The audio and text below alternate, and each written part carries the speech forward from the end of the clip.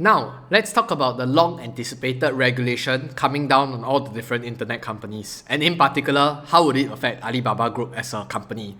So I'll be referencing the two news medias that I love the most, which is Wall Street Journal and South China Morning Post. And on top of that, really just give you an idea of what the Chinese government is currently thinking, because I thought it was actually quite funny and I just wanted to share with you my thoughts on what they have actually been doing over the last 2 weeks or so, which caused a huge amount of mayhem in all the investors, where people are essentially just throwing all the different Chinese stocks out there. So before I start, I did create a Discord channel for all you bulls and bears of Alibaba. It's definitely a platform for you guys to discuss, debate, or even dispute different theses or different arguments. The primary objective of the Discord channel is really to create the entire network effect for people to share different articles, share different viewpoints, and for people to just create a community surrounding Alibaba, whether you love it or whether you hate the stock. I think we are all welcoming. So if you're interested, please click in the link in the description box down below.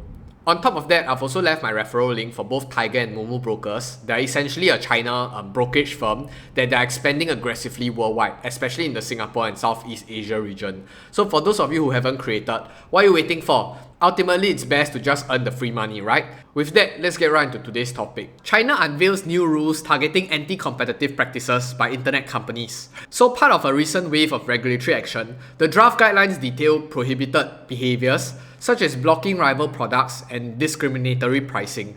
So China issued a new draft guidelines that would prevent its internet companies from engaging in anti-competitive practices, such as unfairly blocking rival platforms, extending Beijing's effort to rein in the powerful tech sector. So I think this issue of unfairly blocking rival platforms has been a very real and important issue, and I'll just highlight it in neon color.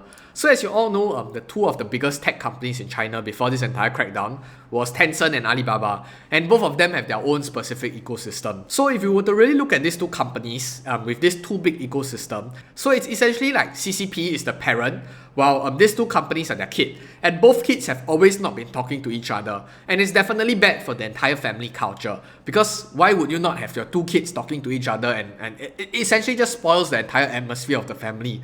So what they currently are trying to do is to essentially just get them to talk, and essentially just trying to get them to share resources, and in this case, not blocking each other on each other's platform.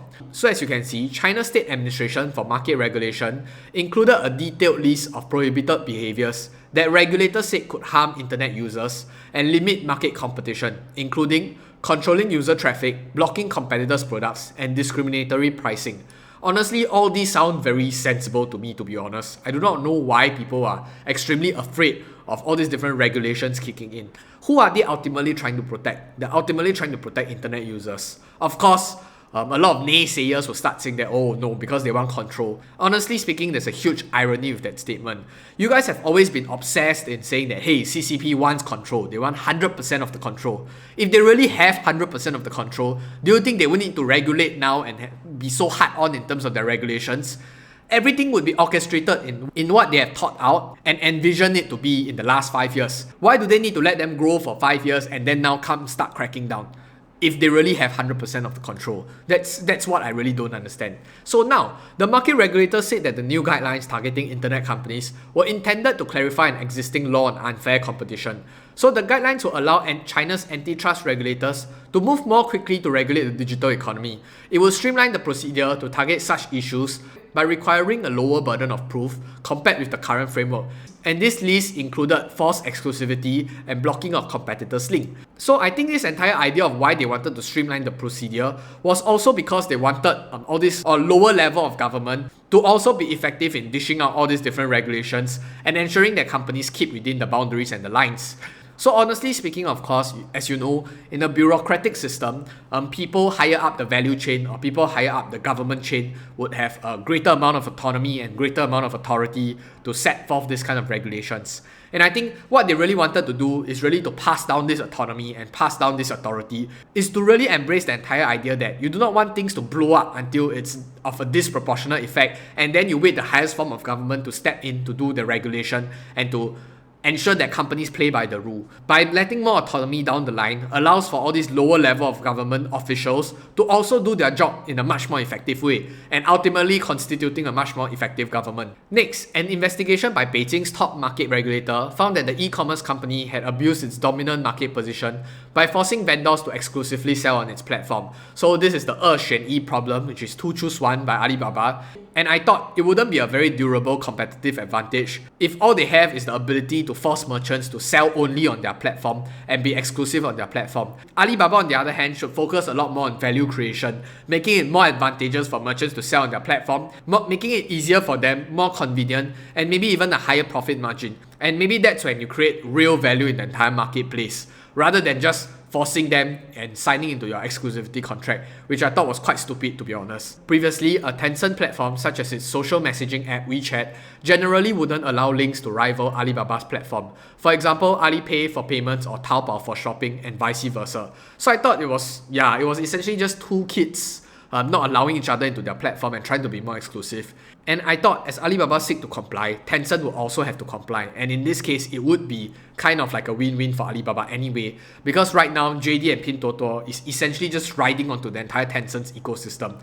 So if you are able to strip that off, I think the entire competition in the e-commerce landscape will be extremely exciting, to be honest, and I would feel that Alibaba would still remain victorious. But that might be my own biasness. Next, the draft guidelines, which are open for public feedback for a month, stipulate that operators cannot use data, algorithms, or other technical means to influence a user's choice or access to another operator's products or services. This could include tricking users to click on their own offerings over competitors, adjusting search rankings, or installing and running software without the user's knowledge or consent. Hey, look at this freaking sentence, man. Does this look very familiar? Adjusting search rankings, installing and running software without the user's knowledge or consent. Which company actually talk about consent? Which company always do search rankings? And these are consistently the same teams mentioned in the US Congress, by the way, to big companies like Facebook, Apple, Google. So think about it. Is this really a problem of China or is this a problem of the world? Just let that sink in for a while. Lastly, Chinese companies have also rushed to comply with shifting requirements from regulators. And this has always been the norm for Chinese companies essentially. Next, looking at China's big tech crackdown, the State Administration of Market Regulation, SAMR, stated that the agency's provincial branches are authorized to look into and discipline internet companies for inappropriate activities in the cyberspace. Like I mentioned previously, to give more autonomy and authority to our local branches of government. Next, the draft signals that the agency now wants to apply those rules to the internet after years of largely leaving online activities alone. Again, I repeated myself, for the last good 5 to 8 years, they haven't been touching all these different big tech companies. Even though you guys keep claiming that CCP has a full and 100% control, I actually highly doubt so. Regulators are also encountering some new types of unfair competition behaviors and the lack of detailed standards. For internet platform companies, they may also lack a clear compliance guide. That's why regulators made this rule. And I think, honestly speaking, everybody is learning together. I think the companies are learning the government and the government is learning about the companies. Like you guys know, in the US Congress, a lot of all these different regulators or people like senators, they are pretty boomer and they do not really understand how the internet works. And I wouldn't say that the Chinese government or the CCP knows exactly how the internet works. So it's really more of trying to get them together into a room and try to resolve all the different frictions that they want to achieve, both for the country's perspective and from the company's perspective. In a sign of the government's tightening grip on the tech sector, recent investigations and fines have been met with public statements of gratitude towards regulators from tech firms and promise to do better. So in 2015, the State Administration of Industry and Commerce, an agency absorbed into SAMR, published a report on its website alleging that only 37.25% of the products sold on Alibaba Taobao were authentic. Alibaba hit back, starting a war of words with the regulators and calling out one agency official by name for making false allegations. The regulators later published a paper detailing the company's alleged wrongdoing, which Alibaba denied. The saga ended with regulators withdrawing the paper. So, funny thing is, a lot of you say that, oh, the government is above everyone. All the companies do not have a say, do not dare to argue back to the regulators. Whatever Chairman C says is right. Whatever the government officials say is right. All the companies just keep quiet, take it like a man and just move on. And see, there are evidence that Alibaba actually did go against the government officials. But I would just like to qualify that, hey, if Chairman C steps out and says something, of course all the companies will comply. However, if you're just talking about a government official, a lot of all these people are kind of practicing in their own personal capacity. So of course, doesn't mean that you are a government official, you are definitely protected by chairmancy. So they are kind of exercising some form of sensible rights and sensible governance in the entire Chinese government structure. So this might also give you some form of assurance that the CCP is not running a tyranny and whatever any government official says is correct and whatever companies have to do is just suck it up and move on. I guess that's so far from the truth. Next, the draft also specifies that operators are not allowed to use tech to enforce platform exclusivity by placing restrictions on party involved. So operators are also not allowed to issue fake or misleading commercial promotions, such as concealing negative reviews or boosting positive ones, or present false data on things like the number of transactions or clicks on a piece of content. This is also the same concern for what company? For those of you who know, yes, it's Amazon. So, like I said, a lot of all these issues that are mentioned, it's a global problem. Facebook, Apple, Google, Amazon. So most of them went to face the music in Congress and spent a good, I don't know, God knows how long, 8 to 10 hours, sitting in grueling grilling sessions by the congressmen and whatever senators out there. But it's just that the government happened to not have the ability to do anything to them. But in this case, I think China's government really took the ownership to really go in and to regulate and to form a mutual understanding and ensuring that all these companies do not step over the line and to really protect the internet users' rights. And last but not least, I really just wanted to end off the video.